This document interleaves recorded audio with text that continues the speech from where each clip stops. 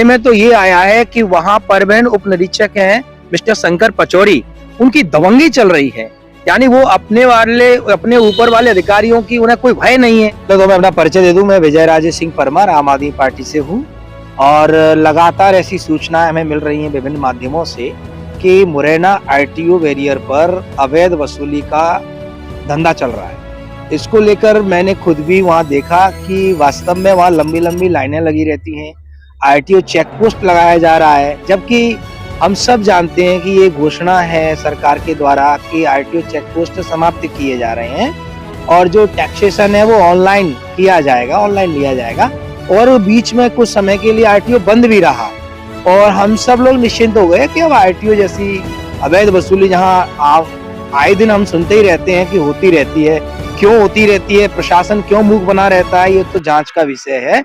लेकिन अभी हाल ही में मैं कई बार वहां से गुजरा हूँ आरटीओ से, तो मैं देखता हूँ वहां चेक पोस्ट लगी हुई है, प्रशासन के लोग भी तैनात हैं, कुछ पुलिस ड्रेस में भी है यानी अपनी कॉस्ट्यूम में भी है, कुछ ड्रेस में नहीं है, यानी ऐसा लगता है कि प्राइवेट लोग वहां पर अवैध वसूली उनका साथ दे रहे हैं। लेकिन सबसे बड़ा प्रश्न ये है कि जब आरटीओ बैरियर समाप्त कर दिए गए हैं गवर्नमेंट के द्वारा, तो वहां क्यों फिर चेक पोस्ट लगाई जा रही है। हमने देखा कि वहां पर पहले जो ऑफिस खुलती थी या जो खिड़की जो रहती थी वो खिड़की तो बंद रहती है, लेकिन आरटीओ की गाड़ी वहां खड़ी रहती है, आरटीओ के सरकारी लोग वहां पर खड़े होते हैं, कुछ प्राइवेट लोग वहां खड़े होते हैं जो दोनों मिलकर कोलैबोरेट होके और वहां पर अवैध वसूली कर रहे हैं। इसको लेकर कई लोगों ने मुझे कहा और आम आदमी पार्टी इसको कंडेम करती है और कलेक्टर महोदय से और एसपी महोदय से और आरटीओ महोदय से निवेदन करती है कि भाई इस प्रकार की अवैध वसूली हम लोगों को बदनाम कर रही है,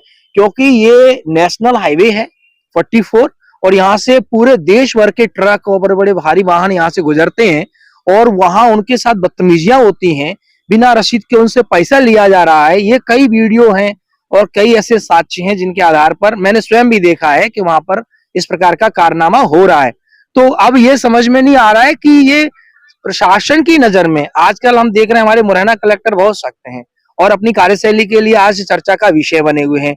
तो मैं मुरैना कलेक्टर जी से निवेदन करता हूं कि आप इसको संज्ञान में लें कि ये इस प्रकार की वसूली आखिर हो क्यों रही है। क्या आपकी नजर में ये है या आपके संज्ञान में नहीं है? अगर नहीं है तो आम आदमी पार्टी आपको संज्ञान में लाना चाहती है कि इस प्रकार की अवैध वसूली चल रही है और आम आदमी पार्टी बिल्कुल भ्रष्टाचार के खिलाफ लड़ाई लड़ रही है, पूरे देश में लड़ रही है। हमारा मेन मोटिव ही आम आदमी पार्टी का भ्रष्टाचार को समाप्त करना है और हमारी नाक के नीचे भ्रष्टाचार हो रहा है और वहां से रेत के ट्रैक्टर भी गुजरते हैं और मंडियां रेत की लगी हुई है, रेत के ट्रैक्टरों की।